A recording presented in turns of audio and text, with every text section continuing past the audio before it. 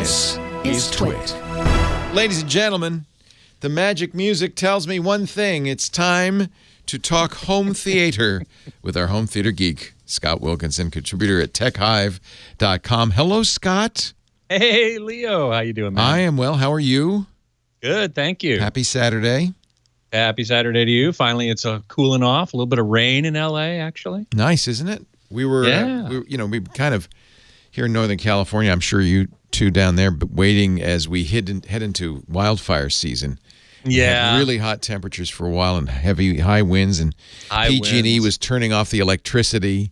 Ooh, did you get blacked out there? We were waiting. I was thinking maybe I won't be doing a radio show, but no. The blessed coolness came, and a little bit of rain and all of that.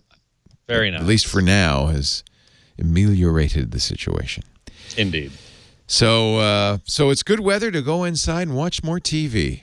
That's right. And in fact, a listener, Jonathan Wander in Pittsburgh, PA, sent me a really nice note and echoed a question that a friend of mine asked me the same week, which is, I'd like to stay under $1,000 and get a 65-inch TV. What do you recommend? So that's pretty easy, actually. Let's say it together. Let's say it together. 3, 2, 1. Vizio. Actually, I'm going to amend that slightly. Good. Vizio is still well recommended. Yes. He wants to get a 65-inch. He actually listens to what I say, which is very gratifying. He says he wants to get 65-inch 4K HDR full array local dimming LCD, which is the way to go. He's got a shopping list. Okay. He does.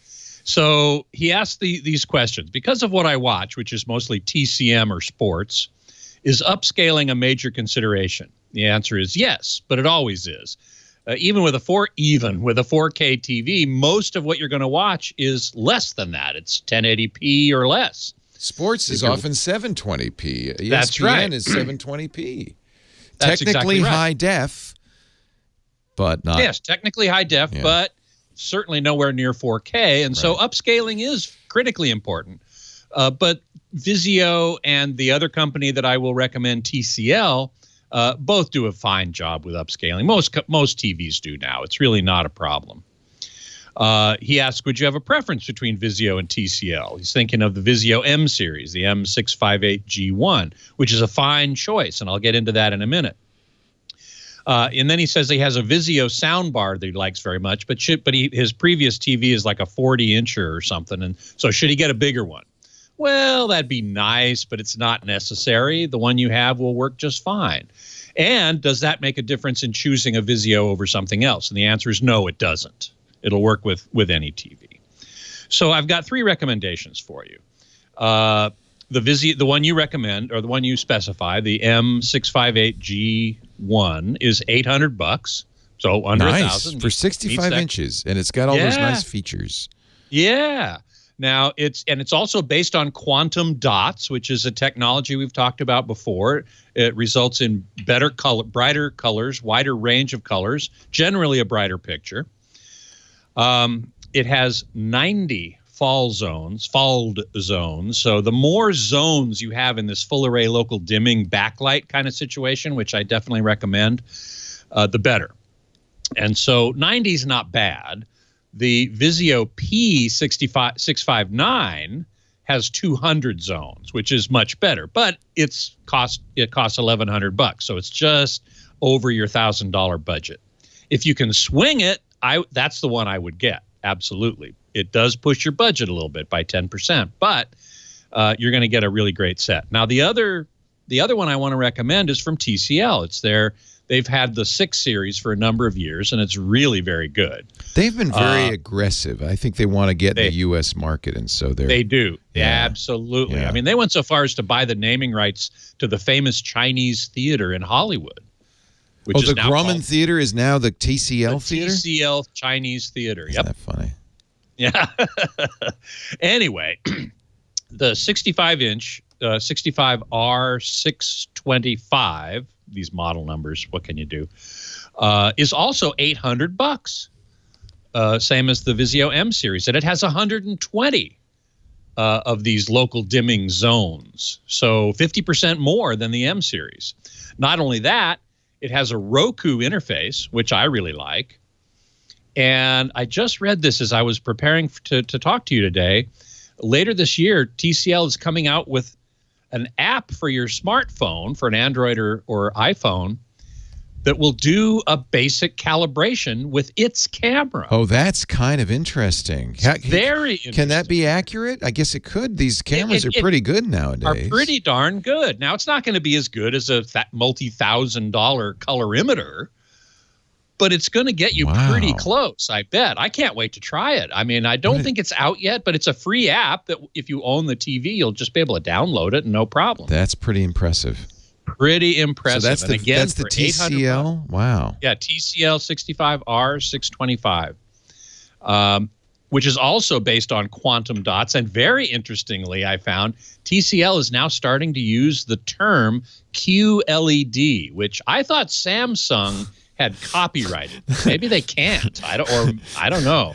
Because they're now starting to use this term QLED to mean quantum dot LED backlight. Not OLED. There's just a little tick there on that O that makes it a Q.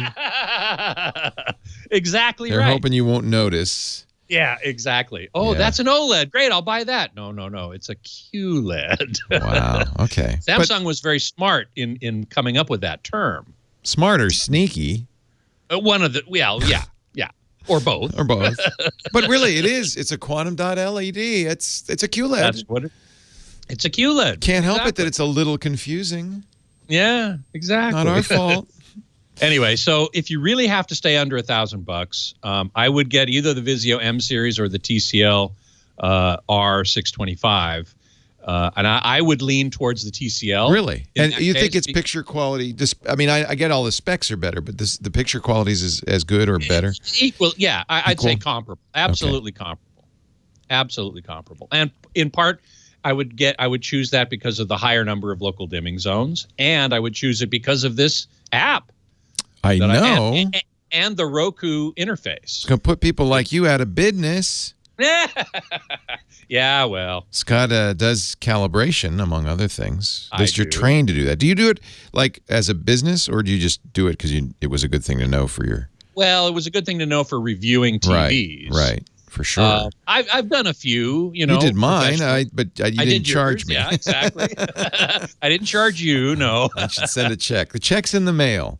Okay, thank you very much. No, I love it. I mean, every time I look at my Samsung or my Hisense, I go, man, I like these calibrated TVs. It really does make a difference. And to be able to do it, at least get it somewhat done by yourself is pretty good.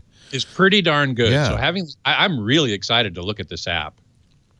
Anyway, Jonathan, that's what I recommend, and best of luck to you. We have to add a new name to our low price recommendation. Not just Vizio these days. TCL. Not just Vizio. TCL. I really think they're. Who makes? Do Vizio and TCL make their own panels, or do they get them from somebody else? No, I'm sure they get them from somewhere else. LG. I don't know that for a fact. Yeah. I don't know that for a fact. All OLEDs, virtually all OLEDs, come from LG Display, which is the LG's R&D arm. Right. The Panasonic OLEDs, I think, do not, but they're not available in the U.S. Well, they sort of are, but not really. Only in Europe. But most TV makers have their Samsung makes its own panels. Yes, I know. But I think most other people outsource their panels. Scott Wilkinson, our home theater geek. You can find his work at techhive.com. And, of course, you can email him, Scott at techhilabs.com, with your questions. He always likes to help people, as he did today. Thank you, Scott. You bet.